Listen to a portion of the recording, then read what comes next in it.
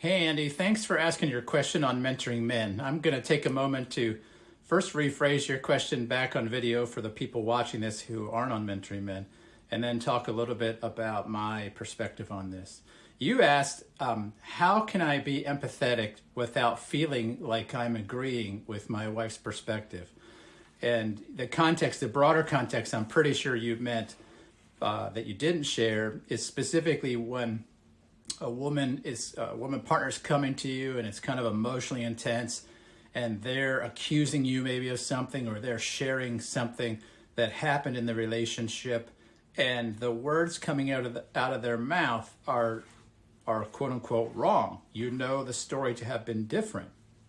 And so how can you remain in a place of empathy when somebody is sharing a perspective that you just don't agree with?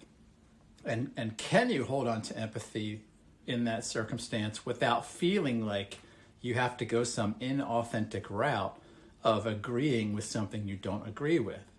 And so let's talk about that a little bit. The first thing I would talk about is understanding that when a woman, or really anybody, communicates, there's three pieces of communication, or three pieces in that communication. So I want you to think about a human communicating as a data signal. And that data signal has three distinct characteristics or sub-channels, okay?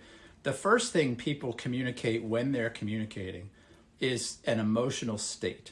So if they're telling you about a past tense event, they're telling you most likely some element of how that was emotionally to experience. So there's always a little bit of emotional storytelling in somebody sharing their perspective. They're also telling you their explanation for why that emotional state took place, and then they're telling you their strategy to fix it, right? And so somebody might come at you and their face is all torqued, and they say, "I can't believe it. The mailman just came up, and would you believe it? He put a package inside my door without even, he just opened the door and put the package in there, and I'm furious because mailmen shouldn't do that, right? And if we had a better mailman, well, then this wouldn't happen and I'd feel better." Now, that's a stupid example, right? But I try to make something up on the spot that has a couple different elements. Now, the emotional state there was anger and frustration, maybe a feeling of betrayal, right? The explanation of why is because the mailman put a package inside the door, and the strategy to make it better would be a new mailman, right? Now, again, oversimplification, but these three elements are oftentimes coming out of another person's mouth when they're sharing a perspective with us. Now, if I was arguing with my wife, and maybe I have a good relationship with the mailman's a good friend, I might say, wait a minute, she's misunderstanding. She's got it all wrong, right? He did that because I told him to. Or he's a good buddy and we're good friends and he knows I could trust, and he was probably trying to do a favor.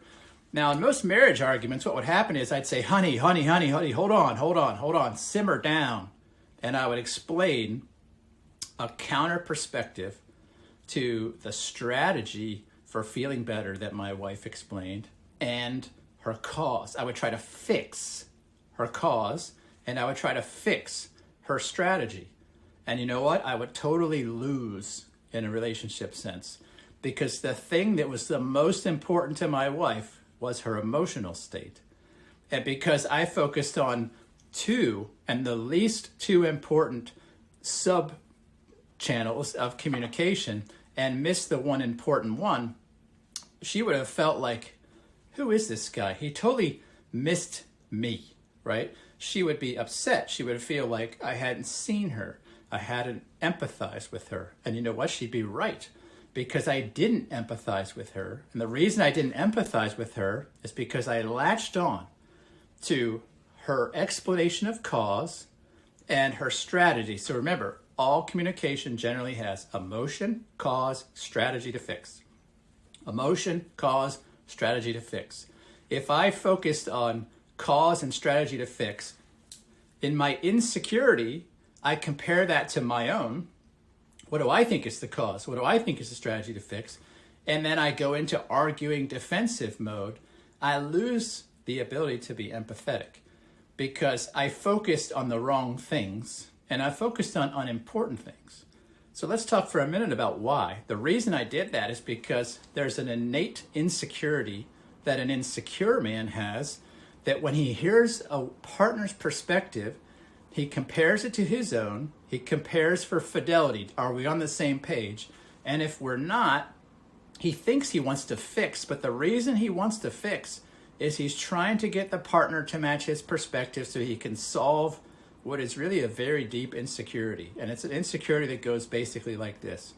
If she thinks that in some way I'm in peril, if she thinks that I'll have discomfort, I'll have pain, I'll have disconnection, and your brain kind of calculates all these probabilities and says, you have to get her to have a different perspective because you're not secure if your perspectives are different. Now, I'm not going to get super deep into that, but I want you to understand what's happening in an average interaction with a woman in marriage, especially if it's emotionally intense, because that gets us up in our head and out of the moment. We stop being present with the partner and we start focusing instead on these fixing narratives. And a woman does not appreciate that, and for good reason, because she doesn't feel like we addressed her most fundamental need in that moment, which was the emotion.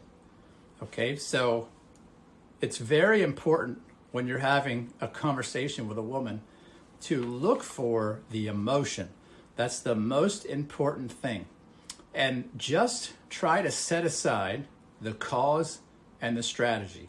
It doesn't mean they're not important. It just means they're not generally important in the moment somebody is sharing something with you. And they can wait until later, and you can compare them later on. And so when you do that and you put your shoulders back, take some deep breaths, focus on your heart, open your heart to just saying, okay, what I want to be right now is open to the emotional need my partner has. What is it that they're feeling? And can I feel that with them? Now, what I mean by that is, can I place myself in the story alongside of them without agreeing or taking on that perspective as my own, but just look to understand what their perspective was and sitting there beside them, sharing that perspective, can I appreciate how that perspective felt? Okay, so let me give you a visual here, all right? In the camera here, when you're looking at this, you're seeing the Frisbee turn clockwise, okay? But where I am, it's not clockwise, it's counterclockwise. And you might say, right? So if I'm over here arguing, I'm saying the Frisbee is going clockwise. Now on my side, I'm saying, no, you got it all wrong. It's counterclockwise. Now here's the thing. The person over here is right. The person back here is right. The perspectives are different and neither party is wrong. And there doesn't need to be a wrong party. That's the nature of perspectives, is perspectives are all based on vantage point. And so one way you can let go of the need to be right and even feeling like you have to be inauthentic is just to imagine and appreciate that where your partner was standing at the moment they experienced something, that was their perspective. There's really no reason to change it. There's no reason to argue with it. There's no reason to offer a different one. It's just the most important to offer somebody the empathy of standing beside them in their perspective and appreciating how it felt. Now that's meeting the emotional sub-channel in that communication. It's saying, what did you feel? And can I validate that? Meaning, can I validate that, yeah, I see that you hurt. I see that it was reasonable from where you were standing to experience that. And that's what a woman is generally looking for. She's generally looking for the emotional support of a partner and what she experienced. Now, when a man does that really well, he sets aside the second and third channel. He sets aside cause and strategy to fix, just focus on emotion. You know, you can always go off later. You can do this perspective thinking. You could say, they felt like this, I felt like that. And, you know, wait 24 hours. And then on your own, come back later and say, sweetheart, you know, we were talking yesterday about this mailman. Are you open to another perspective? And legitimately and sincerely ask permission. If they say no, then just move on.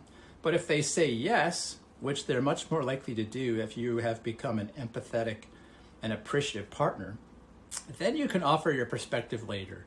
And that's a much healthier way to do it that still honors what they need in the moment and honors your ability to stay authentic. Because again, being authentic doesn't mean you agree to this perspective just to appease somebody. In fact, the only reason you do that is if you're insecure.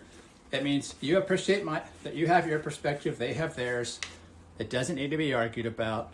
Let's put that aside. Let's meet the emotional need, and we'll talk about perspectives later, if it's at all necessary. And so that's what I would recommend, Andy, as far as when you're interacting with your wife and you want to be empathetic, but you also don't want to get hung up on feeling like something is incorrect, is just learn to appreciate perspectives and learn to appreciate why a woman is communicating with you, what she wants, get great at providing that, and then get great at providing what you're good at, which is that maybe you do have a superior perspective. And I say superior, what I mean is a more life-giving, less pain-causing perspective. But the time to give that is not when a woman is looking for emotional empathy, support, and validation. The best thing to do is just meet that emotional need in the moment. Be with her, open yourself, and circle back to the perspective differences another time. If you do that, I can tell you, you'll be tremendously more at peace and with less anxiety in these moments. Your partner will be happier, and you'll be building a great foundation for communication that can carry you decades into a relationship. So I hope that's been helpful. Look forward to any follow-up questions or any questions you might post below. If you're watching this on YouTube and you found this handy, we'd love it if you would give us a thumbs up, leave a comment, subscribe, ring the bell, all that stuff people say, and we'll see you in another video. Take care.